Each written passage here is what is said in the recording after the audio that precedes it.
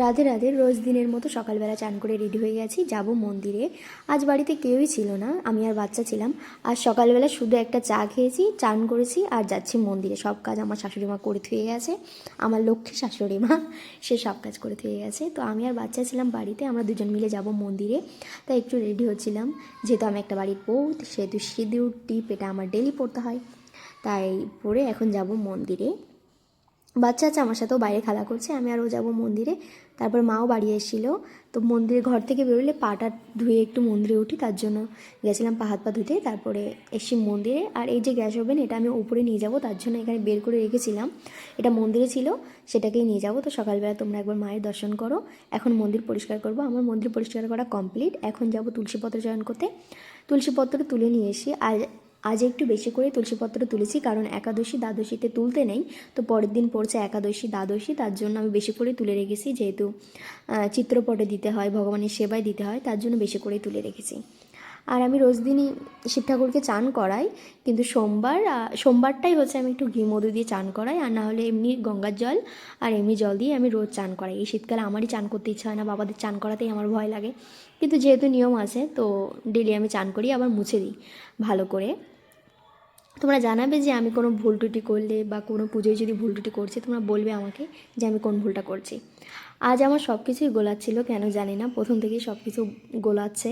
তো আমি যেভাবে হোক, বাবা আমাকে মানিয়ে নেবে, যে আমার মেয়ে যেমনভাবেই দিচ্ছে সে আমাকে মেনে নেবে। তো আমি সেইভাবেই দিই, যে আমার ভুল ত্রুটি হলে আমার মা আমার বাবা তারাই আমার ক্ষমা করবে। তারপর আমি চিত্রপটগুলো মুছে নিচ্ছিলাম। আর এই যে হচ্ছে গুরুদেব, ইনি হচ্ছে আমার শিক্ষাগুরু।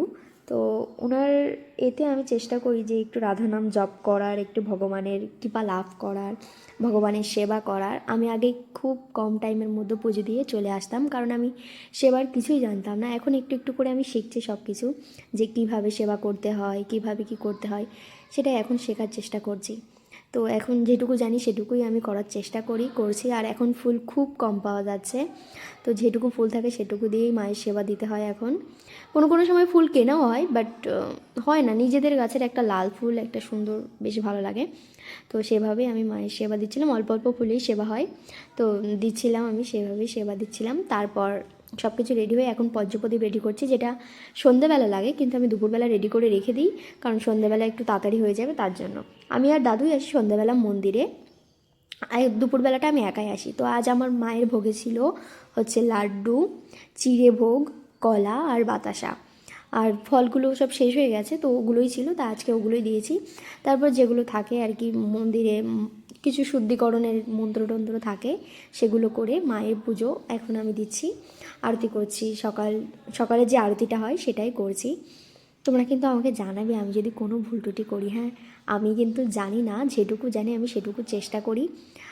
আর আমি শঙ্খ বাজাতে একদমই পারতাম না, আর পারিও না। আগে আমি যে কদিন পুজো দিয়েছি আমি এই শঙ্খ বাজাতামই না, কারণ আমি পারতাম না।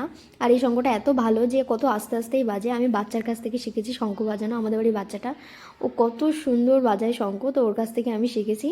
তো আমারও অনেক কষ্ট করে এখন শঙ্খটা বাজে মায়ের কৃপায়। এটা হচ্ছে আমার বাড়ির মন্দিরে, আমার বাড়ির ঘরের মন্দিরে আমার মায়ের পুজো হয়। তারপরে আমি তুলসী মন্দিরে পুজো দিতে যাচ্ছিলাম। তুলসী মন্দিরে আলাদা পুজো হয়, যেটা আমি যেটুকু জানি সেটুকু শিখেছি। তো এরকমভাবেই আমি পুজো দিই, প্রথম জল দিয়ে, তারপরে মাকে আরতি দেই, ফুল দেই, এটাই দেখাই তুলসী মাকে, বৃন্দা মাকে। তারপরে পরিক্রমা করি। ততক্ষণ আমার বাচ্চা এখানে তেলাচ্ছে, আমি বসে বসে এগুলোই করছি। ওই যে ও ওখানে দাঁড়িয়ে দাঁড়িয়ে উলু উলু দিচ্ছে, যে তুলসী মন্দিরে উলু দিতে হয়। আমি জানি না যে তুলসী মন্দিরে উলু দিতে হয় কি না, আমি উলু দিই না, বাস ঘন্টা বাজিয়ে তুলসী মন্দিরের পুজোটা দিই। তো আজকের মতো আমার পুজো শেষ, মায়ের ভোগ পাচ্ছে, আমি বসে থাকবো ততক্ষণ, ওয়েট করবো যতক্ষণ মা প্রসাদ পাবে। তারপরে এই যে দরজা খুলে মায়ের প্রসাদ তুলে এখন সবাইকে প্রসাদ দেবো, প্রসাদ গ্রহণ করবে, সেটা ঘরেই দেবো, সবাই পরে আসবে যখন নিয়ে নেবে। এখন বাড়িতে কেউ নেই, শুধু আমি, বাচ্চা আর আমার শাশুড়ি মা এসে, উনি কাজে গেছিলো, ওখান থেকে এসে ব্যাস এবার বাসন টাসনগুলো পরিষ্কার করে রেখে দেবো। আজকের মতো আমার কাজ কমপ্লিট। ডেলি মন্দিরে আমার এই কাজগুলো থাকে, আর মন্দিরের পুজোটা আমিই দিই যতদিন আমি বাড়িতে থাকি, আর যখন আমি বাড়িতে না থাকি তখন অন্য কেউ দিয়ে দেয়।